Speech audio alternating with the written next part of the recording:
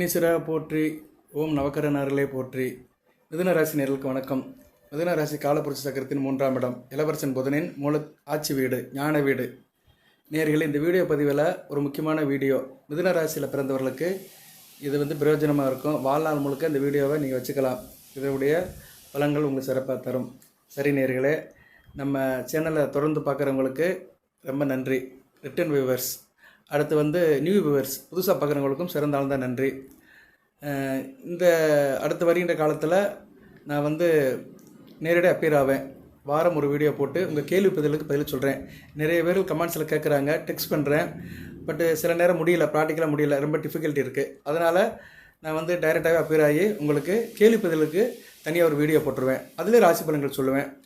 அதுபோக இன்று முதல் சூப்பர் தேங்க்ஸ் எனாபிள் பண்ணியிருக்கிறோம், அதை நீங்கள் பார்த்துக்கலாம். அதுபோக மெம்பர்ஷிப்புக்கும் எனாமல் பண்ணியிருக்கிறேன். அதில் விருப்பம் இருக்கிறவங்க அதை நீங்கள் லாகின் பண்ணிங்கன்னா ராசி பலன்கள், மிதுன ராசிக்கு ராசி பலன்களில் கூடுதல் தகவலோடு சொல்லுவோம். கொஞ்சம் கிளாரிட்டியாகவும் இருக்கும். சரியா நேயர்களே, அதை நீங்கள் யூஸ் பண்ணிக்கலாம். அதோடைய விவரம் எல்லாமே அதில் கொடுத்துருப்போம். ரைட் நேயர்களே, இப்போ மிதுன ராசிக்கு குலதெய்வத்தை பற்றி பேச போகிறோம். கோள்கள் ஒன்றும் செய்யலைன்னா குலதெய்வம் என்ன செய்யும் அப்படின்னு சொல்லுவாங்க. அதாவது நவகிரகங்கள் செய்ய முடியாத காரியத்தை குலதெய்வம் செய்யும். பொதுவாக கிரகங்களே ஒரு மனிதனுக்கு எல்லா காரியத்தையும் எடுத்து செய்யுது, பிறப்பிலிருந்து இறுதி வரைக்கும். ஆனால் அப்படி செய்யும்போது எல்லா மனிதனாலுமே கிரகங்களை பற்றி கணிக்க முடியாது. எல்லாரும் ஜாதகம் பார்க்குறது கிடையாது, ஜோதிடம் பார்க்குறது கிடையாது. சில பேருக்கு பிறந்த தேதி கூட தெரியாது, பிறந்த கிழமை தெரியாது, பேர் மட்டும்தான் தெரியும். ஏகப்பட்ட பேர் என்கிட்ட ஃபோன் அடிச்சு கேட்பாங்க, கமெண்ட்ஸில் போடுவாங்க, என் பேர் ராமசாமி சார், எனக்கு என்ன ராசி, எனக்கு பலன் சொல்லுங்கள் அப்படிம்பாங்க. பொதுவாக பேரை வச்சு பலன் சொல்ல முடியாது. ஆனால் அதுக்கு சில பேர் செய்கிறாங்க. பிரச்சனம், சோழியாரிடம் இதெல்லாம் பார்க்குறாங்க. அது ஒரு பக்கம் இருந்தாலும் வேத ஜோதிடத்தில் பேரை வச்சு பார்க்க முடியாது. ஆனால் குலதெய்வத்தை கண்டுபிடிக்க முடியுமானா கண்டுபிடிக்கலாம். சரி, குலதெய்வத்தை கண்டுபிடிக்க முன்னாடி குலதெய்வம்னா என்ன அதை பார்ப்போம். குலதெய்வம்ங்கிறது என்னென்னா, குடும்பத்தோடு வருகிற தெய்வம் தான் குலதெய்வம். நம்ம கூடவே வருகின்ற தெய்வம் குலதெய்வம். குலதெய்வம் நம்ம முன்னோர்களால் கும்பிடப்பட்ட தெய்வம். அது குடும்பத்தில் ஒரு மெம்பர்ஷிப்பாக இருக்கிற தெய்வம் தான் குலதெய்வம். அதை தவிர்த்து நம்மளால் இருக்க முடியாது. ஒரு குடும்பம் நல்லபடியாக இருக்கணும், தலை துவங்கி வாழணும், சந்ததியாக நல்லா இருக்கணும், குடும்ப விருத்தி இருக்கணும், சந்ததி விருத்தி இருக்கணும்னா குலதெய்வத்தோட அருள் இருக்கணும். அந்த குலதெய்வம் தகப்பன் வழியை தான் கொண்டாடப்படுகிறது. அப்பா வழியில் வருகிற தெய்வம் தான் குலதெய்வம். அப்பா, தாத்தா, தாத்தாவுக்கு தாத்தா, இப்படி பாட்டையும் போட்டேன் பரம்பரையாக கும்பிட்டு வருகின்ற தெய்வம் தான் குலதெய்வம். மிதுன ராசியில் குலதெய்வம் எல்லாருக்கும் தெரிஞ்சிருக்கும். மேக்ஸிமம் எல்லோரும் தெரிஞ்சு வச்சுருப்பீங்க. தெரியாதவர்களுக்கு எப்படி தெரிஞ்சுக்கலாம், அது வீட்டில் இருக்கா இல்லையா, அதோட ஆசீர்வாதம் நமக்கு இருக்கா இல்லையா, இல்லைன்னா நம்ம ஜனன ஜாதகத்தில் அதோட தோஷம் இருக்கா, இப்படி ஜோதிட ரீதியாக குலதெய்வத்தை எப்படி அணுகலாம், அதை நான் வீடியோ பதிவில் சொல்ல போகிறேன். பொதுவாக கிராம மக்கள் எல்லாருமே குலதெய்வத்தை கும்பிடுவாங்க. கிராமத்தில் ஏகப்பட்ட குலதெய்வம் இருக்குது. அதுபோக சில கோயில்கள் இருக்குது. சைவ மதம், வைஷ்ணவ மதத்திலையும் சில கோயில்கள், புராதன கோயில்கள் இருக்குது. ஆழ்வார்கள், நாயன்மார்கள் பாடிய கோயில்கள் இருக்குது. அதுபோக ஊர் காவல் தெய்வங்கள் நிறைய இருக்குது. அந்த ஊருக்கு கட்டுப்பட்ட குலதெய்வ சாமிகள்லாம் நிறையா இருக்குது. இப்படி குலதெய்வத்தை 3 விதமாக பிரிச்சிருக்கிறாங்க. 3-4 விதமாக இருக்குது. சரியா நேயர்களே, முதல் எடுத்துக்கிட்டோம்னா குலதெய்வத்தை அந்த காலத்தில் எப்படி உருவாக்குனாங்கன்னா, பிடிமண்ணு தான். அதாவது ஒரு கோயிலில் போய், இப்போ 18ஆம் படி கருப்பசாமி கோயில் இருக்குன்னு வச்சுக்கோங்க. 18ஆம் படி கருப்பசாமி எப்படி உருவானார்னு கதையை பார்த்தோம்னா, அவர் மலையாளத்திலேருந்து வந்தவர். அவர் ஒரு வீரன்.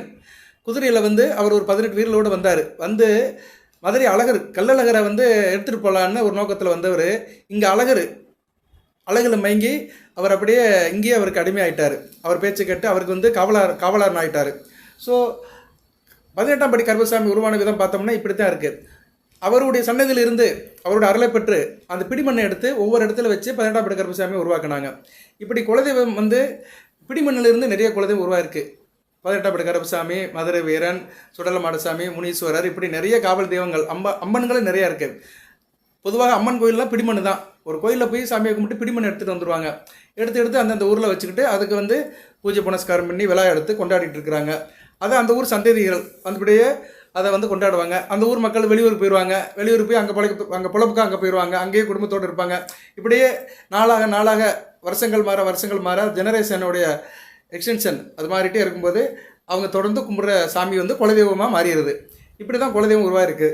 அதுபோல் இந்து மதத்தில் ஆகம முறைப்படி சிவன், பிரம்மா, விஷ்ணு இப்படி 3 பேர் இருக்கிறாங்க, 30 கடவுள்கள். இவங்க வழித்தோன்றலாக சில கடவுள்கள். பிரம்மனுக்கு வந்து வழிபாடு கிடையாது, சிவனுக்கும் விஷ்ணுவுக்கும் வழிபாடு இருக்குது. அடுத்து அம்பாள் வழிபாடு. இது அந்த காலத்தில் சைவ வழிபாடு, வைஷ்ணவ வழிபாடு, கௌமார வழிபாடு, சக்தி வழிபாடும்பாங்க. சக்தி வழிபாடுங்கிறது வந்து சாக்தம் அப்படிம்பாங்க. கௌமார வழிபாடு, முருக வழிபாடு. ஸோ வழிபாடையே வந்து 4 விதமாக பிரிச்சிருக்கிறாங்க. விநாயகர் வந்து பொதுவாக வருவார், பெருமாள் கோயிலையும் விநாயகர் இருக்கிறார், விஷ்ணு விநாயகர் அப்படிம்பாங்க. ஸோ இப்படி இதை பிரித்து அந்த கால மன்னர்கள், நம்ம தமிழகத்தை ஆண்ட மூவேந்தர்கள் வந்து கோயில் நிறைய எடுத்துருக்குறாங்க, சைவத்துக்கும் சரி வைஷ்ணவத்துக்கும் சரி. அதில் வந்து நாயன்மார்கள், ஆழ்வார்கள் பதிகம் பாடி, பாசுரங்கள் பாடி அப்படியே வந்த கோயில்களிலும் குலதெய்வ கோயில் இருக்குது. சிவன் கோயிலும் நிறைய கோயிலும் குலதெய்வ கோயிலாக இருக்குது. சில மன்னர்களும் குலதெய்வங்களாக இருக்கிறாங்க. சில மன்னர்கள் இப்போ டெல்டா மாவட்டத்தில் போயிட்டோம்னா, தஞ்சாவூர் டிஸ்ட்ரிக்டை சுற்றி பார்த்தோம்னா சோழராஜான்னு ஒரு குலதெய்வம் இருக்கும். அவங்ககிட்ட கேட்போம், ஒவ்வொரு எந்த ஊர் என் ஊர் முசிறி சார், உனக்கு குலதெய்வம் எது? சோழராஜானா சோழ மன்னரில் ஒருத்தர் யாரோ கும்பிட்டுருப்பாங்க. சோழ மன்னரில் அவங்களுக்குன்னு ஒரு மன்னர் பிடிச்சிருப்பாரு, அந்த வழியில் வந்திருப்பாங்க, அவங்களே குலதெய்வமாக எடுத்து கும்பிடுவாங்க. இப்படி நிறையா இருக்குது. மதுரை பாண்டியேஸ்வரரும் அப்படித்தான், அவர் வாழ்ந்த மனிதன் தான். ஸோ இப்படி வாழ்ந்தவர்கள் சில நூற்றாண்டுக்கு முன்னாடி வாழ்ந்து நல்லபடியாக வாழ்ந்து மறைந்தவர்களையும் குலதெய்வமாக கொண்டாடுறாங்க. ஸோ குலதெய்வத்தோட ஆரிஜின் பார்த்தோம்னா பல விதமாக பிரிஞ்சிருக்கு. சரியா நேர்களே, பல விதமாக பிரிஞ்சு கடல் மாதிரி இருக்குது. சரி, இப்படி தான் குலதெய்வம் வந்து உருவாயிருக்கு. இது போக இன்னும் நிறைய கதைகள்லாம் இருக்குது, நிறைய கதை இருக்குது. கூகுளில் போய் போட்டோம்னா நிறைய சொல்லுவாங்க. சரியா நேர்களே? சரி சார், மிதுன ராசிக்கும் குலதெய்வத்துக்கு என்ன சம்பந்தம் அப்படின்னோம்னா, மிதுன ராசியில் வந்து குலதெய்வத்தை கண்டுபிடிக்கலாமா? கண்டுபிடிக்கலாம். ஜாதகத்தில் கண்டுபிடிக்கலாம்னா கண்டுபிடிக்கலாம். மிதுன ராசியில் நீங்கள் ஒரு ராசியில் பிறந்திருப்பீங்க, ஒரு தனிப்பட்ட ஜாதகம் இருக்கும். எனக்கு குலதெய்வம் தெரியல சார் அப்படின்னா, ஜாதகத்துக்கு 5ஆம் இடத்தை வச்சு குலதெய்வத்தை சொல்லலாம். லக்கணம் மிதுன ராசி, துலா லக்கணம், நான் பிறந்தது திருவாதிரை நட்சத்திரம், மிதுன ராசி, துலா லக்கணம். எனக்கு குலதெய்வம் யார் சார் அப்படின்னா 5ஆம் இடத்தை வச்சு சொல்லலாம். 5ஆம் இடம் என்ன? கும்பம்னு எடுத்துட்டோம்னா அந்த இங்கே எந்த கிரகம் இருக்கோ அதை வச்சு சொல்லலாம். கும்பம் ஒரு காற்று ராசி. அப்போ வந்து அந்த குலதெய்வம் இருக்கிற இடம் வந்து ஒரு காற்றுப்பாங்கான இடமா இருக்கும், காற்று அதிகமாக அடிக்கும். அங்கே வந்து சில கிரகங்கள் இருந்துச்சுன்னா அந்த கிரகங்களுக்கு ஏற்ற தெய்வங்களை சொல்லலாம். இப்போ நான் வந்து அந்த ராசிகளை சொல்லிடுறேன். இந்த நீர் ராசி, நிலம் ராசி, காற்று ராசி, நெருப்பு ராசி, இந்த 4 ராசியாக பிரிக்கப்பட்டிருக்குது. அந்த ஒவ்வொரு ராசிக்குமே வந்து அந்த தெய்வத்தோடைய லொக்கேஷன் இருக்கும். அந்த லொக்கேஷனை சொல்லிவிட்டு நான் வந்து அந்த கிரகங்களுடைய தெய்வங்களை சொல்லிடுறேன். இதை வந்து ஜாதகத்தில் நீங்கள் கண்டுபிடிச்சிக்கலாம். தெரியாதவர்களுக்கு ஒரு சின்ன வழி. இப்போ வந்து மேசம், சிம்மம், தனுசு இந்த 3 ராசியும் நெருப்பு ராசி. நெருப்பு ராசியில் வந்து கிரகங்கள் இருந்துச்சுன்னா அது 5ஆம் இடம் ஆகி, அதாவது நீங்கள் மிதுன ராசி ஒரு லக்கணத்தில் பிறந்திருக்கிறீங்க, மிதுன ராசி மேச லக்கணம், 5ஆம் இடம் வந்து சிம்மம் வரும். அதாவது லக்கணத்துக்கு சொல்கிறேன், ராசி வந்து மிதுனம் தான், ஆனால் லக்கணம் மேச லக்கணம்னா 5ஆம் இடம் சிம்மம் வரும். சிம்மம்னா வந்து நெருப்பு ராசி. நெருப்பு ராசி சம்மந்தப்பட்ட தெய்வம் எங்கே சார் இருக்கும் அப்படின்னா, மலைப்பாங்கான இடத்துல இருக்கும். அந்த தெய்வம் இருக்கிற இடத்த சுற்றி மலை இருக்கும், இல்லைன்னா மலையில் அந்த தெய்வம் இருக்கும். அடுத்து வந்து நிலராசி. நிலராசினா என்ன? கன்னி, மகரம், ரிஷபம். இப்போ நீங்கள் வந்து மிதுன ராசி கன்னியா லக்கணம்னு இருந்தீங்கன்னா உங்களுக்கு வந்து கன்னியா லக்கணம்னா 5ஆம் இடம் வந்து மகரம் வரும், அது வந்து நிலராசி. சரியா? நிலராசினா எப்படின்னா அந்த தெய்வம் வந்து வயக்காட்டில் இருக்கும், வயல்வெளி, நகர்ப்புறம், கிராமப்புறம், இப்படி மனிதன் வாழ்கின்ற இடத்துல அந்த தெய்வம் இருக்கும். அடுத்து வந்து மிதுன ராசி லக்கணம் வந்து என்ன லக்கணம் எடுத்துக்கிடுவான்? துலா லக்கணத்துக்கு சொல்லிட்டேன் நான், அது காற்று. சரி, துலா லக்கணம் மறுபடியும் சொல்கிறேன். துலா லக்கணம்னா அது காற்று ராசி. காற்று ராசினா அந்த தெய்வம் வந்து காற்றுப்பாங்கான இடத்துல இருக்கும். துலா லக்கணம்னா கும்பம் வரும். சரியா? 5ஆம் இடம். இதை நீங்கள் வந்து ஜாதகம் தெரிஞ்சவங்களுக்கு தெரியும், லக்கணம் தெரிஞ்சவங்களுக்கு ரொம்ப முக்கியம். பொதுவாக மிதுன ராசியில் பிறந்தவங்களுக்கு ஒரு வேண்டுதல், லக்கணத்தை தெரிஞ்சு வச்சுக்கோங்க. சரியா நேரில்? இதுக்கு தான் கமெண்ட் பாக்ஸில் நிறைய வர்றாங்க, நான் போடுறேன். நான் இதுக்கு தான் நான் வந்து நேரடியாக பேர் ஆளாங்கிறேன். ஏகப்பட்ட நேர்கள் சந்தேகம் கேட்குறாங்க. சில பேர் டேட்டா பர்த் கொடுக்குறாங்க, எனக்கு என்ன தசா புத்தின்னு கேட்குறாங்க. சில பேர் என் நிலமை சரியில்லை சார், ஜாதகத்தை பார்த்து கொடுக்குறாங்க. டெக்ஸ்ட்டில் வந்து நிறைய பேச முடியாது நேர்களே, ஏன்னா அது மேனுவலாக டைப் அடிக்கணும், லெட்டர்ஸ் எடுத்து டெக்ஸ்ட் பண்ணணும். அது ப்ராக்டிக்கலி இஸ் இம்பாசிபிள். பண்ணுறேன், ஆனால் கொஞ்சம் ரிஸ்க் அது அதிகம். ஏன்னா நான் எல்லா வேலையும் பார்த்துட்டு டெக்ஸ்ட் பண்ணுறதுக்கு ரொம்ப நேரம் ஆயிரும். வேறு யூடியூப்பில் வந்து கமெண்ட்ஸில் வந்து நம்ம ரெக்கார்டாக அனுப்ப முடியாது, அந்த ஃபெசிலிட்டி இல்லை. அதுக்கு தான் நான் அப்பீர் ஆகி மிதுன ராசிக்குன்னு கமெண்ட் பாக்ஸில் வரதை வந்து டோட்டலாக அடுத்து வருகின்ற காலத்தில் நான் வந்து பதில் சொல்லிடுவேன். சரியா? எல்லாத்துக்கும் சொல்லிடுவேன், ஷார்ட்டாக சொல்லிடுவேன். டக்குன்னு உங்கள் இமெயில் ஐடியை சொல்லி நான் வந்து டக்குன்னு பதில் சொல்லிடுவேன். அதனால் இனிமேல் கமெண்ட் பாக்ஸில் கேள்வி இருக்கிறவங்க உங்கள் பேரை போட்டு கேளுங்க. என் பேர் சீனிவாசன், டேட் ஆஃப் பர்த் என்ன, இந்த ஊரில் பிறந்திருக்கிறேன் சார், எனக்கு சில பிரச்சனைகள், எனக்கு என்ன தசாபத்தி நடக்குது, அது பரிகாரம் என்ன அப்படின்னு கேளுங்க. அதுபோக இந்த வீடியோ பதிவை கேட்குறவங்க குலசாமியை வந்து இதில் மென்ஷன் பண்ணுங்கள். சரியா? குலசாமியை பற்றி நம்ம குலசாமி கோயிலுக்கு போய் நம்ம சாமி கும்பிட்றதை காட்டிலும் குலசாமியை டெய்லி நினைக்கிறது ரொம்ப நல்லது. அதுபோல் குலசாமியை நம்ம வந்து இம்ப்ரெஷன் பண்ணணும், எழுத்து மூலமாக எழுதணும். ஸ்ரீராமஜெயம் எழுதுறது எதுக்கு தெரியுமா? ஸ்ரீராமஜெயம் எழுதுறது வந்து 101 தடவை எழுதிட்டோம்னா ராமன் கோயிலுக்கு 10 தடவை போன மாதிரி. சரியா? ஒரு பேப்பரில் எழுதுறது பேப்பரில் ஸ்ரீராமஜெயம் ஸ்ரீராமஜெயம் ஸ்ரீ விநாயகா போற்றி இப்படின்னு அந்த தெய்வத்துடைய நாமங்களை நம்ம பேப்பரில் ஒரு 108 தடவை எழுதணும்னா அந்த கோயிலுக்கு 10 தடவை போன மாதிரி. அது மாதிரி நீங்கள் குலதெய்வ பேரை வந்து ஒரு தடவை எழுதுங்க. இந்த கமெண்ட் பாக்ஸில் ஒரு தடவை தெரியப்படுத்தினீங்கன்னா எல்லாத்துக்கும் தெரியும். இந்த பிரபஞ்சம் வந்து விரிஞ்சி இருக்குது. சோன்சோவுடைய குலதெய்வம் என்னன்னு எல்லாத்துக்குமே தெரியும். சரியா? அதை செய்யுங்க. அந்த காரியமெல்லாம் பண்ணுங்க. எவ்வளவோ செய்கிறோம். நம்ம இதை செஞ்சோம்னா நமக்கு வந்து ஒரு புண்ணியம் கிடைக்கும். சரியா நேரில் நம்ம செய்கிற அந்த மூமெண்ட் வந்து நல்ல மூமெண்ட்டாக இருந்துச்சுன்னா கண்டிப்பாக அந்த குலதெய்வத்தோட அருள் இருக்கும். குலதெய்வம் காத்துக்கிட்டே இருக்குது. எப்போ இவன் நம்மளை நினைப்பான், எப்போ இவன் வந்து நம்மளை பார்ப்பான் அப்படின்னு நினச்சிட்டு இருக்கு. ஏன்னா குலதெய்வம் வந்து நம்ம குடும்ப தெய்வம், நம்ம குடும்பத்தில் ஒரு மெம்பர். நமக்கு 10 தலைமைக்கு முன்னாடி உள்ள தாத்தா அப்பா வழியில் உள்ள ஒரு முக்கியமான ஆண் தான் குலதெய்வம். அப்படி தான் எடுத்துக்கணும். அந்த முக்கியமான ஏதோ ஒரு லிங்க் இருக்க போய் சம்மந்தம் இருக்கு போய் அதை நம்ம குலதெய்வமாக நம்ம தாத்தையும் போட்டையும் எல்லாமே கும்பிட்டு வந்திருக்கிறாங்க. நமக்கு தெரிஞ்சு நம்ம அப்பா கும்பிட்றாரு, நம்ம கும்பிட்றோம், நம்ம பிள்ளை கும்பிடுவான், நம்ம மகன் கும்பிடுவான். இப்படி தொடர்ந்து அதில் ஒரு செயின் மாதிரி போய்கிட்டு இருக்கோம். சரி நேர்களே, இப்போ வந்து நான் சொல்ல வந்த விஷயம் என்னென்னா, குலதெய்வம் தெரியாதவங்க வந்து அந்த லக்கண ரீதியாக உள்ள ராசியில் தெரிஞ்சுக்கலாம். அது வந்து நீர் ராசி சொல்லிட்டேன், நெருப்பு ராசி சொல்லிட்டேன், காற்று ராசி சொல்லிட்டேன். நீர் ராசி இப்போ வந்து உங்களுக்கு 5ஆம் இடம், லக்கண ரீதியாக 5ஆம் இடம் கடகம் விருச்சிகம் மீனம் இருந்துச்சுன்னு வச்சுக்கோங்களேன். லக்கண ரீதியாக 5ஆம் இடம் வந்துச்சுன்னா, நீர் ராசியில் கிரகம் இருந்துச்சுன்னா அந்த தெய்வம் இருக்கிற இடம் வந்து ஆறு, குளம், ஏரி, கம்மா, கடல் இது பக்கத்தில் இருக்கும். உதாரணமாக திருச்செந்தூர் முருகனை வச்சுக்கலாம். நிறைய இடம் இருக்குது. சரியா? ஏரி காத்தாயனார் இருக்கிறாரு. இந்த பக்கம் செம்பரம் பக்கம் என்னது மதுராந்தகம் பக்கத்தில். இது மாதிரிக்குள்ள தெய்வங்கள்லாம் வந்து அந்த ஆத்தோரம் நீரோரம் இருக்கும். அடுத்து வந்து சொல்லியாச்சு, நெருப்பு சொல்லியாச்சு, காற்று சொல்லியாச்சு, நீர் சொல்லியாச்சு, நிலம் சொல்லிட்டேன். சரி, 4 தான் இருக்குது. ஏன்னா ராசியை 4ஆக பிரிச்சுருக்குறாங்க. அந்த ராசியில் சம்மந்தப்பட்ட ராசியில் உள்ள கிரகம் சம்மந்தப்பட்ட இடத்துல இருக்கும். சரி சார், லொக்கேஷனை சொல்லிட்டீங்க, தெய்வத்தை சொல்லல அப்படின்னோம்னா, தெய்வம் இப்போ வந்து இந்த இடத்துல வந்து இந்த 5ஆம் இடத்துல சிவன் இருக்கிறாரு. உதாரணத்துக்கு சொல்கிறேன், சிவன் இருக்கிறாரு. லக்கணத்துலேருந்து 5ஆம் இடத்துல சிவன் இருந்தாருன்னா, சூரியன் இருக்கிறாரு. சூரியனே சிவன் அம்சம் தான். சூரியன் இருக்கிறாருன்னா அது வந்து சிவனுடைய அம்சம் உள்ள கோயில். சிவன் அங்கே இருப்பார். சிவன் கோயிலாக கூட இருக்கலாம். இல்லைன்னா சிவனுடைய அம்சத்தில் உள்ள கோயில் காலபைரவர், அக்கினி வீரபத்திரர், இன்னும் நிறைய சாமி சொல்லலாம், முனீஸ்வரர். இந்த கோயிலெலாம் வந்து விபூதி கொடுப்பாங்க. எந்த கோயிலில் வந்து குலசாமி கோயிலில் விபூதி கொடுக்குறாங்களோ அது வந்து சிவன் அம்சம் உள்ள கோயில். நிறைய கோயில் இருக்குது. சீவலூத்தூரில் பெரியசாமி கோயில் இருக்குது, அங்கே விபூதி கொடுப்பாங்க. இப்படி நிறைய கோயில் இருக்குது. சரியா? விபூதி எங்கே பிரசாதமாக வழங்கப்படுகிறதோ அந்த கோயில் வந்து சிவனுக்கு உள்ள கோயில் தான். அடுத்து 5ஆம் இடத்துல வந்து சந்திரன் இருக்கிறாரு. லக்கணத்துக்கு 5ஆம் இடம். அது வந்து என்ன ராசியாக இருந்துட்டு போட்டோம், நீரோ நிலமோ காற்றோ. சந்திரன் இருக்கிறான்னா அம்பாள் தான் இருப்பாங்க. மீனாட்சி அம்மன், காமாட்சி அம்மன், அபிராமி அம்மன், இப்படி நிறைய அம்பாள் சன்னதி தமிழ்நாட்டில் இருக்குது. இந்த அம்பாள் சன்னதி வந்து 5ஆம் இடத்துல சந்திரன் இருக்கிறவர்கள் குலதெய்வமாக இருக்கும். அடுத்து 5ஆம் இடத்துல செவ்வாய் இருக்கிறாரு. முருகப்பெருமான் தான். முருகனுடைய அம்சம் உள்ள தெய்வங்கள் வந்து குலதெய்வமாக இருக்கும். அதுபோக சக்தி வடிவமான தெய்வங்கள் இருக்கும். அந்த அம்மன்கள்லாம் சக்தி வடிவமாக இருக்கும், கொஞ்சம் ஃபோர்ஸாக இருக்கும். சரியா? ஆதிபராசக்தி, இப்படி நிறையா சொல்லலாம். சரியா? அந்த தெய்வங்கள்லாம் வந்து சக்தி வடிவமாக இருக்கும் 5ஆம் இடத்துல செவ்வாய் இருக்க பிறந்தவர்களுக்கு. சரி சார், 5ஆம் இடத்துல புதன் இருக்கிறாரு. சாட்சாத் பெருமாள் தான். பெருமாள் வந்து குலதெய்வமாக இருப்பார். பெருமாள் குலதெய்வமாக நிறைய இருக்குது. தமிழ்நாட்டிலே 108 திவ்ய பிரதேசம் இருக்குது நம்ம இந்தியா முழுக்க.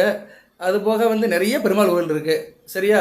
ஸோ பெருமாளுடைய அவதாரம் உள்ள இடங்கள் எல்லாமே 5ஆம் இடத்துல புதன் இருக்க பிறந்தவர்களுக்கு.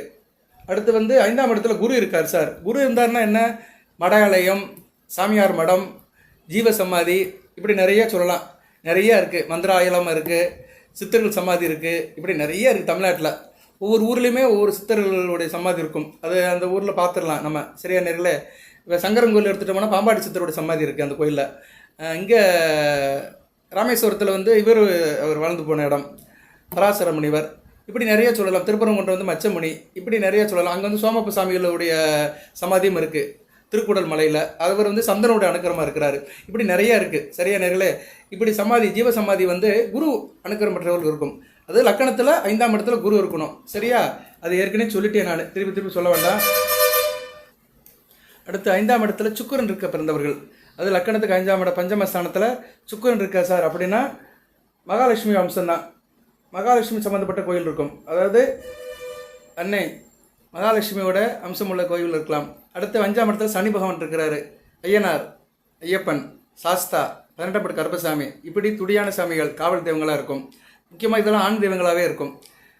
அடுத்து வந்து 5ஆம் இடத்துல பஞ்சமஸ்தானத்தில் ராகு இருக்கிறாரு. ராகு இருந்தார்னா ரத்தப்பலி கேட்குற தெய்வங்கள் இருக்கும். காளி, நீலி, சூலி, கடாரி, இப்படி நிறைய அம்மன் கோயில் இருக்கும். அந்த அம்மன் கோயிலில் வந்து என்ன பண்ணுவாங்கன்னா ஆடு கோயிலெலாம் அடிப்பாங்க. அந்த தெய்வத்துக்கு வந்து பூஜை புனஸ்காரம்லாம் நடக்கும். சரியா நேர்களே? அதுபோக கேது இருக்கிறாரு பஞ்சமஸ்தானத்தில் 5ஆம் இடத்துல கேது இருக்கிறார். கேது இருக்க பிறந்தவங்கன்னா ஊரில் வாழ்ந்து மனிதனாக வாழ்ந்து அவங்க வந்து நல்ல விதமாக வாழ்ந்து தெய்வமாக வழிபட்டிருப்பாங்க. அதில் சின்ன சின்ன பீடமாக இருக்கும். அந்த இடத்துல வந்து மேலே வந்து கூரை இருக்காது, கோபுரம் இருக்காது, சும்மா பீடங்களை வச்சு கும்பிடுவாங்க. அது சமாதி கூட இருக்கலாம். சரியா? ஸோ 5ஆம் இடம், லக்கணத்துக்கு 5ஆம் இடத்துல கேது இருக்க பிறந்தவர்களுடைய குலதெய்வம் வந்து இப்படிப்பட்ட இடத்துல தான் இருக்கும். சரியா? சித்தர் பீடங்கள், ஜீவ சமாதி, சின்ன சின்ன வெட்ட வழியில் இருக்கிற சாமிகளாக இருக்கும். இப்படி சொல்லலாம் நேர்களே. இது வந்து ஒரு நியர் அபவுட் ரிலேட்டடாக சொல்லலாம். ஜாதகத்தை பார்த்தோம்னா ஓரளவு பர்ஃபெக்டாக சொல்லலாம். 5ஆம் இடம், 5ஆம் இடத்துக்கு 5ஆம் இடம், 9ஆம் இடம் பாக்கியஸ்தானத்தை வச்சு சொல்லலாம். பாக்கியஸ்தானம் வந்து இஷ்ட தெய்வம் தான். இப்போ வந்து மிதுன ராசியில் நீங்கள் பிறந்திருக்கிறீங்க, உங்களுக்கு இஷ்ட தெய்வம் வந்து ராசியை பார்த்து சொல்லலாம். 9ஆம் இடம் கும்பம் வரும். ஸோ உங்களுக்கு வந்து மேக்சிமம் வந்து இஷ்ட தெய்வம் யார் இருப்பாருன்னா பெருமாள் இருப்பார், இல்லைனா பெருமாள் சம்மந்தப்பட்ட கிரகங்கள் இருக்கும். 18 கருப்பசாமி, ஆஞ்சநேயர், சரியா? இப்படி வந்து சில காவல் தெய்வங்கள் தான் வந்து மிதுன ராசியில் பிறந்தவங்களுக்கு வரும். இதெல்லாம் ஆண்களுக்கு. பெண்களுக்கு எப்படி சார் பார்க்கணும் அப்படின்னா, பெண்களுக்கு 2 விதமாக இருக்குது. Before marriage, after marriage. Before marriage அப்பாவுடைய சாமி தான் குலதெய்வமாக இருக்கும். ஆஃப்டர் மேரேஜ் கணவனுடைய தெய்வம் தான் குலதெய்வமாக இருக்கும். ஸோ பிஃபோர் மேரேஜ் வந்து அப்பாவுடைய குலதெய்வம் லக்கணத்துக்கு 5ஆம் இடத்தை பார்த்து சொல்லிடலாம். பெண்களுக்கு எப்பயுமே 2 குலதெய்வம் இருக்கும். ஆனால் 2 கும்பிட்டு தான் ஆகணும். ஏன்னா தாய் தந்தை மறக்க முடியாதுல. அடுத்த மாதிரி கணவன் வீட்டுக்கு வந்தாலும் கணவன் ஏதோ கும்பிட்றானோ அது பின்னாடி போய் தான் ஆகணும், அந்த தெய்வத்தையும் கும்பிடணும். ஸோ பெண்களுக்கு வந்து திருமணம் ஆனவங்களுக்கு வந்து 11ஆம் இடத்தை வச்சு கண்டுபிடிச்சிக்கலாம். 11ஆம் இடத்துல எந்த கிரகம் இருக்கோ அதுக்கு உண்டான தெய்வத்தை சொல்லலாம். ஸோ இப்படி வேத ஜோதிடத்தை ஒரு நல்ல ஜோதிடர் பார்த்தாருன்னா சொல்லிடுவார். அதுபோக வீட்டில் குலதெய்வம் இருக்கா இல்லையா எப்படி சார் கண்டுபிடிக்கலாம்னா, வீட்டில் வந்து இப்போ நல்ல ஒரு மனிதர் வீட்டுக்கு வராரு, உங்கள் வீட்டுக்கு மிதுன ராசி நேர் வீட்டுக்கு ஒரு ஜோதிடர் வராரு. ஆனால் ஒரு சுத்தமானவராக இருக்கணும், யோக்கியமானவராக இருக்கணும், பூஜை புனஸ்காரம் பண்ணுறவராக இருக்கணும், ஆன்மீக வழியில் பற்றுள்ளவராக இருக்கணும். ஒரு தபசி, ஒரு துறவி, ஒரு சன்னியாசி, ஒரு தபசீலர் ஒரு வீட்டுக்கு வராருன்னா கண்டுபிடிச்சிருவாரு. வீட்டில் வந்து துர்வாடை அடிக்கும். சில வீட்டில் பார்த்தோம்னா உள்ளே போனால் கப்படிக்கும், வீட்டுக்குள்ளே இருக்க முடியாது. பொருள்கள் எப்படினாச்சும் இருக்கட்டும், பொருள்கள் வந்து முன்ன போனால் கிடக்கட்டும், அங்கே கிடக்கும் இங்கே கிடக்கும். சில பேர் வீட்டுக்குள்ளே போனால் குப்பை மாதிரி இருக்கும் வீடு.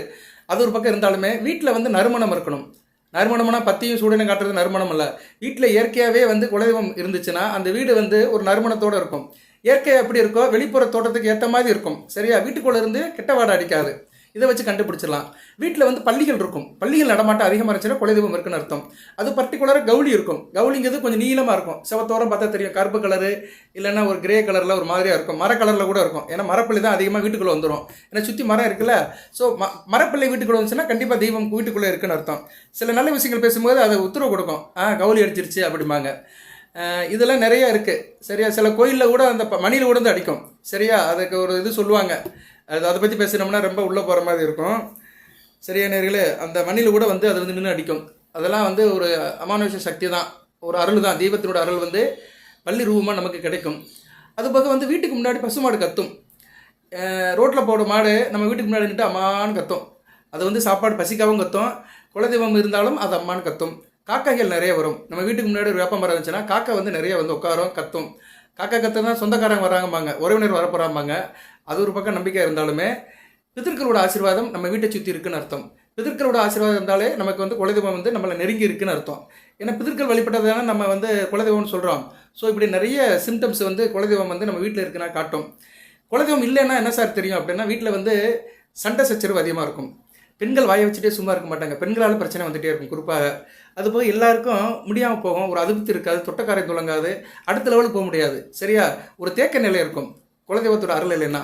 சரி சார், எனக்கு குலதெய்வம் தெரியல சார், என்ன சார் செய்யலாம், யாரும் சொல்லலை, நான் எப்படி சார் கண்டுபிடிக்கிறது, எனக்கு ஜாதகமும் தெரியாது அப்படின்னு சொல்கிறவங்க வீட்டில் வந்து 2-3 வழிபாடு பண்ணிங்கன்னா குலதெய்வம் வந்து எந்த இடத்துல இருக்குன்னு உங்களுக்கு ஒரு அடையாளம் கிடைக்கும். காமாட்சி அம்மன் விளக்கு வச்சு கும்பிடலாம். காமாட்சி அம்மன் விளக்குக்கு வந்து திரி போட்டு வேப்பெண்ணெய், இழுப்பெண்ணெய், விளக்கெண்ணெய், இந்த 3 எண்ணெயில் ஏதோ ஒரு எண்ணெயை ஊற்றி நீங்கள் வெள்ளி செவ்வாய்க்கு இறை வெட்டுட்டு போது வீட்டில் உட்காந்துட்டு தியானம் பண்ணிங்கன்னா உங்களுக்கு வந்து குலதெய்வம் கண்ணில் தெரியும். நம்பிக்கை தான். ஒரு 7 வாரம் பண்ணிங்கன்னா இறைவலை கண்ணில் ஒரு தெய்வம் தெரியும். அது ஆண் தெய்வம்னா ஆண், பெண் தெய்வம்னா பெண். அது எங்கே இருக்குது சார், எந்த திசையில் இருக்குன்னு ஒரு வாக்கு கிடைக்கும் உங்களுக்கு. யாரோ ஒருத்தர் மூலிமா உங்களுக்கு ஒரு தகவல் சென்று சேரும். சரியா? தேடினா தான் கிடைக்கும்.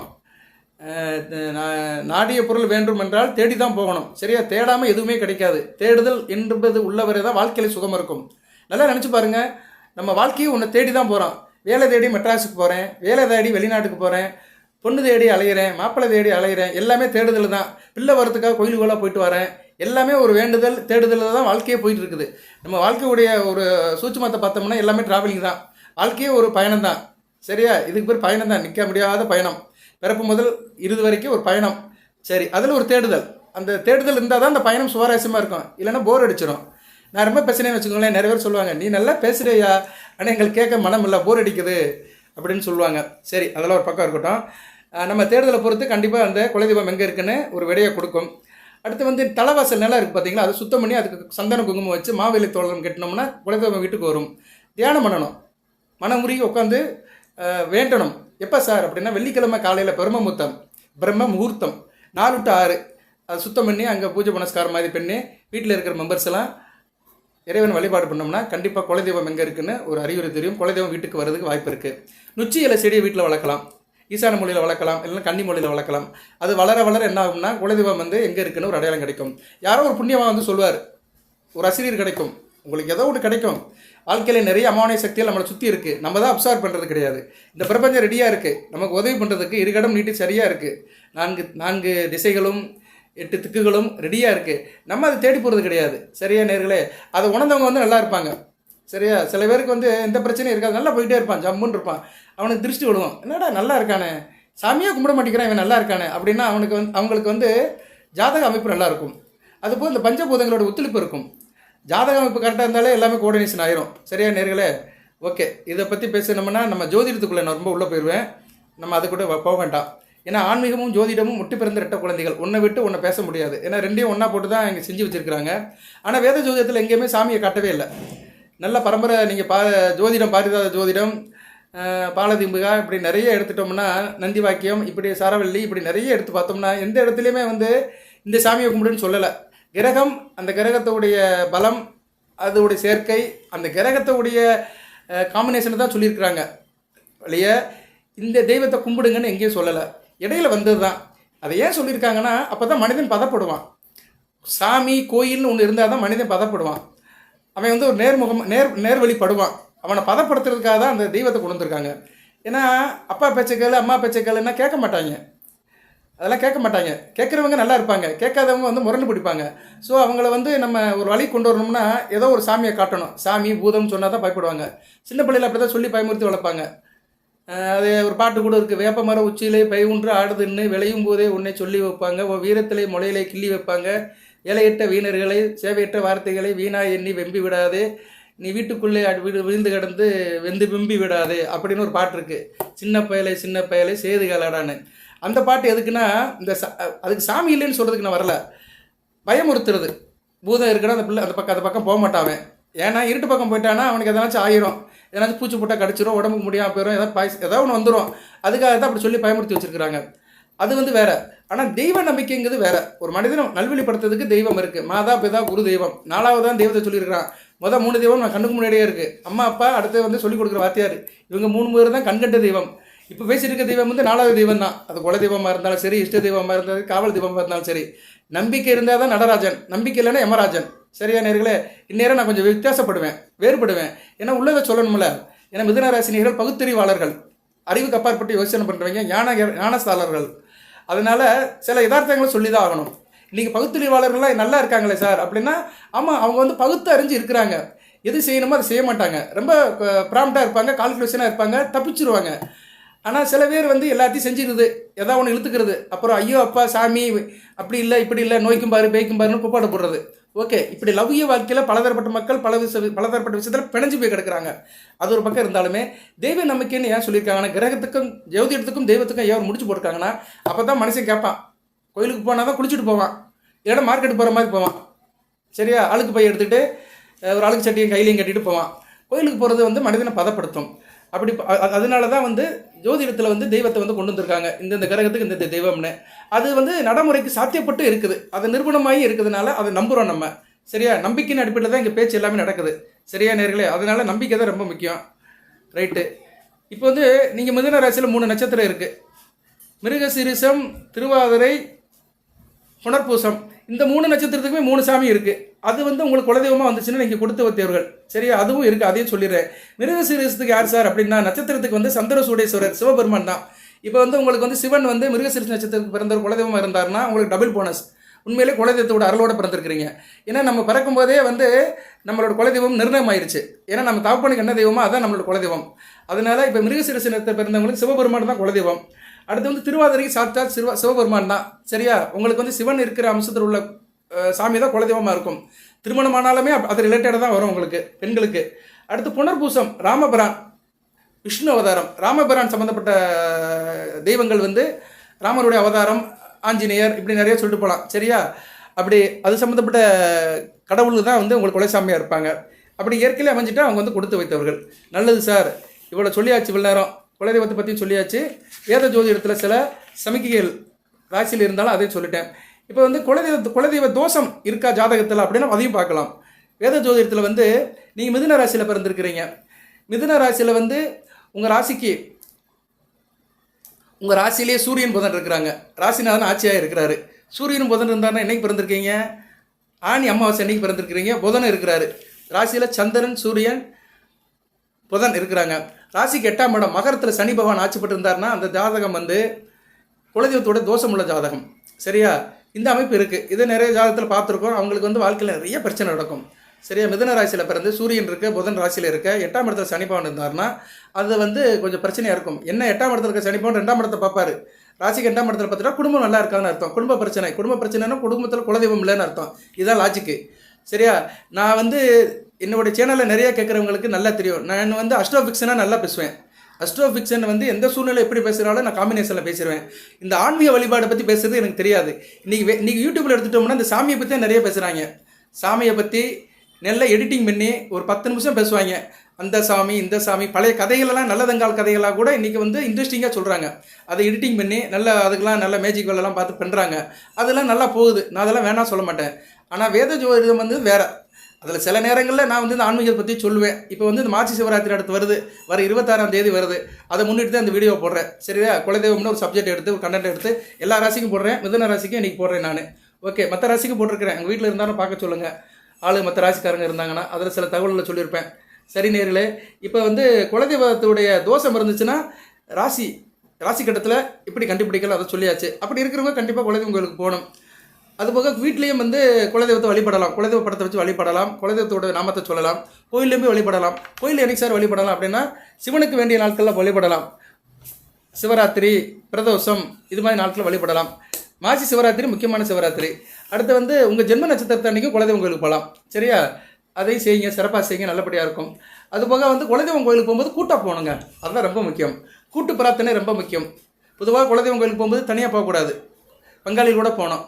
சித்தப்பா மக்கா, பெரியப்பா மக்கா, சித்தப்பா பெரியப்பா அந்த குடும்பத்தோடு சேர்ந்து போனோம்னா ஒரு பலன் கிடைக்கும். அப்படி குடும்பத்தோடு சேர்ந்து குலதெய்வத்தை கும்பிடும்போது நவகரங்களோட ஆதிக்கம் இருக்கும், பாசிட்டிவ் வைப்ரேஷன் கிடைக்கும். எப்படி சார் பாசிட்டிவ் வைப்ரேஷன் அப்படின்னா, குலதெய்வமே வந்து சூரியனோட அம்சம் தான். ஏன்னா தாப்பன் வழி உறவை தான் கும்பிடுறோம். தாப்பன் வழி உறவுகளோட அந்த தெய்வத்தை கும்பிடுறோம். தாப்பன் கும்பிட்ட தெய்வத்தை, தகப்பனாலே சூரியன் தான். ஸோ சூரியனுடைய ஆதிக்கம் அங்கே வருது, சூரியனுடைய அனுக்கிரகம் கிடைக்கும். அடுத்து வந்து செவ்வாய், சகோதரனாலே செவ்வாய் தான். சரியா, ஒரு 10 பேர் போய் இருக்கிறாங்க, சித்தப்பா மக்கா, பெரியப்பா மக்கா சேர்த்து 10-15 பேர் வந்து குடும்பத்தோடு வந்து ஒரு இடத்துல சேர்ந்து சாமி கும்பிடும்போது அங்கே செவ்வாயோட ஆதிக்கம் வருது. ஜனன ஜாதகத்தில் செவ்வாய் தோஷம் இருக்கிறவங்களுக்கு இது ரொம்ப முக்கியமாகப்படும். குறிப்பாக மிதுன ராசிக்கு செவ்வாய் நல்லது செய்ய மாட்டார். செவ்வாய் வந்து ஆறு குடைவனாக வருவார், ரணர் ரோகசன பேர் வருவார். அதெல்லாம் மிதுன ராசியில் சகோதரங்களோட போய் பங்காளிகளோட போய் சாமி கும்பிட்டீங்கன்னா செவ்வாய் தோஷம் உங்களுக்கு பரிவூர்ணமாக அகற்றப்படும். இது ஒரு பாயிண்ட் தான். இதனாலையும் அது நிவர்த்தி ஆகும்.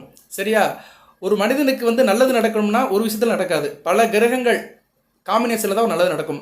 அதுபோல் மனிதன் கெடுதல் நடக்கு, ஒரு பெரிய தீங்கு நடக்குனாலும் ஒரு கிரகம் செய்யாது, ஒரு 3 கிரகம் சேர்ந்து கூட்டணி போட்டு தான் செய்யும். என்றைக்குமே வந்து எந்த ஒரு காரியமே கூட்டணி போட்டுச்சுன்னா அது காரியம் வந்து சக்ஸஸ் ஆகிரும். சரியா, நம்ம எலெக்ஷனில் பாருங்கள், 4-5 கட்சி சேர்ந்தால் தான் எலெக்ஷனில் ஜெயிப்பாங்க. சோலா பர்ஃபார்மன்ஸில் யாரோ ஒருத்தர் தான் ஜெயிப்பாங்க இல்லையா, சுயேட்சையாக இருப்பான். ஆனால் கூட்டணி போட்டு செய்கிறவங்க வந்து கவர்மெண்ட் ஃபார்ம் பண்ணிடுவாங்க. ஸோ கூட்டணி வந்து என்றைக்குமே முக்கியம். அதை தான் ஸ்ட்ரென்த்து அப்படிங்கிறோம். ஸ்ட்ரென்த்துனால என்ன, கூட்டணி தான். ஸோ அதனால் வந்து நீங்கள் ஸ்ட்ரென்த்தோடு போய் குலதெய்வத்தை கும்பிட்டீங்கன்னா அந்த குலதெய்வத்து அருள் நல்லா கிடைக்கும், செவ்வாயோட அனுக்கிரம் கிடைக்கும். அடுத்து சந்திரன், மனோகாரகன், அங்கே போய் நம்ம ஒரு மனதாக சாமி கும்பிட்றோம். சரியா, 1008 பிரச்சனை இருந்தாலுமே குலதெய்வ கோயிலில் போய் ஒரு மனதாக மனமுருகி ஆசாபாசத்தோடு கும்பிடும்போது சந்திரனுடைய வைப்ரேஷன் கண்டிப்பாக கிடைக்கும். அடுத்து வந்து அங்கே வந்து பூஜை புனஸ்காரம் பண்ணுறோம், குருக்கள்கிட்ட போய் நம்ம கோரிக்கை சொல்கிறோம், எல்லா காரியமும் பண்ணுறோம். சரியா, விபூதி வாங்கி பூசுகிறோம், சில பூஜை புனஸ்காரம் செய்கிறோம். அப்போ வந்து குருவுடைய அருள் கிடைக்குது. எப்போ வந்து கோயிலுக்குன்னு போயிட்டு நம்ம வந்து அந்த சங்கல்பம் பண்ணிட்டோம்னா அப்போ வந்து குருவுடைய அருள் கிடைக்குது. ராஜகிரகங்கள் 3 உடைய அருள் கிடைக்குது. சூரியன், செவ்வாய், குரு, இந்த 3 அருள் கிடைச்சாலே வந்து மிதுன ராசிக்கு மிகச்சிறப்பாக இருக்கும். சூரியன் 3 குடைவன், தைரியகாரிய வீரிய சாணாதிபதி. குரு பகவான் 7-10 குடைவன், கலஸ்தரகாரகன், கூட்டுத்தொழில், பங்கு சந்தை, நண்பர்கள், சொந்த பந்தம். குலதெய்வம்னாலே சொந்த பந்தம் தான், அது கரெக்டாக அமையும். அடுத்து 10 கர்மம், கர்மம் கரெக்டாக இருந்தாலும் அனைத்தும் வசப்படும். சரியா? அதுதான் சொல்லியிருக்கிறாங்க. தொழில் இல்லாதவனுக்கு எதுவுமே கிடையாது, தொழில் இருக்கணும். செய்யும் தொழிலே தெய்வம்டா, ஒரே வார்த்தை முடிச்சுட்டு போயிட்டே இருக்கிறாங்க. நம்ம முன்னோர் என்ன சொல்லிட்டாங்கன்னா, செய்யும் தொழிலே தெய்வம். நீ எந்த தொழிலை செய்கிற அதாப்பா உனக்கு தெய்வம். சரியா? அப்படி செய்யும்போது குலதெய்வத்துக்கே நீ தொழில் செய்ய, அது வந்து சூப்பராக இருக்கும். சரியா? அப்படி ஒரு மனப்பான்மையில் தான் பார்க்கணும். என்றைக்குமே ஒரு பாசிட்டிவ் அப்ரோச்சில் ஒரு காரியம் பண்ணோம்னா நமக்கு நல்லா இருக்கும். எல்லா விஷயத்தையும் போட்டு ஆராய்ச்சி பண்ணிட்டு கூடாது. சரியா? நம்பிக்கையின் பேரில் செய்கிற காரியங்கள் நமக்கு வந்து பல நன்மைகளை கொடுக்கும், கோடான கோடி நன்மைகளை கொடுக்கும், பல புண்ணியங்களை கொடுக்கும். பலன்கள் வேற, புண்ணியம்னு வேற. புண்ணியத்தோட பலன்கள் இப்போ தெரியாது, பின்னாடி தெரியும். சரி, அடுத்து வந்து குலதெய்வ கோயிலில் என்ன சார் செய்யலாம், என்ன எப்படி பண்ணலாம், பூஜை புனஸ்காரம் எப்படி பண்ணலாம்னா, கோயிலுக்கு போங்க, உங்கள் இஷ்டத்துக்கு படையல் பண்ணுங்க. சில சாமிகள் வந்து ஆடு கோழி பலி போடும், சில சாமிகள் வந்து சைவம் தான், சைவ வழிபாடு இருக்கும். அங்கே என்னன்னா அந்த பலியெல்லாம் இருக்காது. அப்படி முதல் சக்கரை பொங்கல் வைக்கணும். குலதெய்வம் வந்து விரும்புறது உங்கள் கையில் இருந்து சக்கரை பொங்கல் தான். ஒரு கவலம் சக்கரை பொங்கல், சக்கரை தான் ரொம்ப முக்கியம். சக்கரை பொங்கல், ஏன்னா சக்கரை பொங்கலில் தான் சூரியனுடைய அம்சம் இருக்குது. அதனால தை மாதம் 1ஆம் தேதி சக்கரை பொங்கல் வைக்கிறாங்க. தை மாதத்துக்கும் சூரியனுக்கும் சம்மந்தம் இருக்குது. சூரியன் மகரத்தில் பிரவேசித்து உச்ச விட்டு உத்தராயணத்தை நோக்கி போவார். உத்தராயணத்தை நோக்கி நகழ்வார், வடக்கு பக்கமாக நகழ்வார், தன் உச்ச விட்டு நோக்கி போவார். ஸோ சூரியனுக்கு உகந்த நாள் வந்து அந்த தை 1 மகரம். அதான் மகர ஜோதிங்கிறாங்க. ஜோதினாலே சூரியன் தான். ஜோதினாலே என்ன, தீபம் தானே, ஒளி தானே, பிரபஞ்சத்துக்கு ஒளியை கொடுக்குற வேற சூரியன் தான். அந்த சூரியனுக்கு பிடித்த அந்த சக்கரை பொங்கலை வந்து குலதெய்வத்துக்கு கொடுக்கணும். எந்த சாமியாக இருந்தாலும் சரி, ஆணாக இருந்தாலும் சரி, பெண்ணாக இருந்தாலும் சரி, சக்கரை பொங்கல் நைவேத்தியங்கிறது ரொம்ப முக்கியம். அதை செஞ்சுருங்க.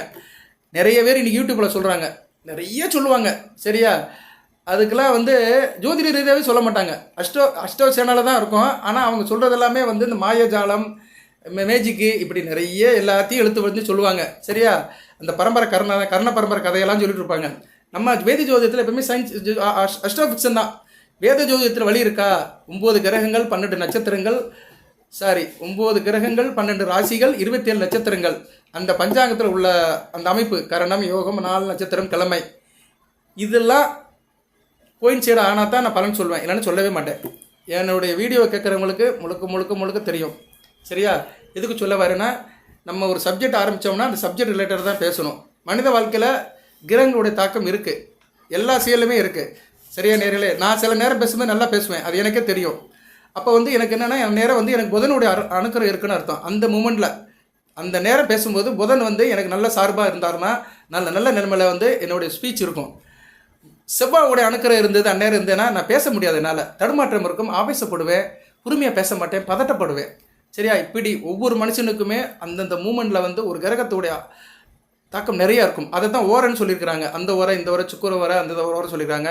ஓரை ஒரு பக்கம் இருந்தாலுமே ஒவ்வொரு மனிதனுக்குமே வந்து பிறந்த ஜாதகத்தின்படி, கோச்சார நிலையின்படி தினமும் பொழுதுக்குமே, தூங்கினாலும் சரி, பகலை விழிச்சிருந்தாலும் சரி, ஒரு குறிப்பிட்ட நேரத்தில் குறிப்பிட்ட கிரகத்துடைய தாக்கம் இருந்துக்கிட்டே இருக்கும். அந்த தாக்கம் பாசிட்டிவாக இருந்தானா அவன் கரெக்டாக இருப்பான், அவனோட செயல்பாடு சிறப்பாக இருக்கும், தப்பு நடக்காது.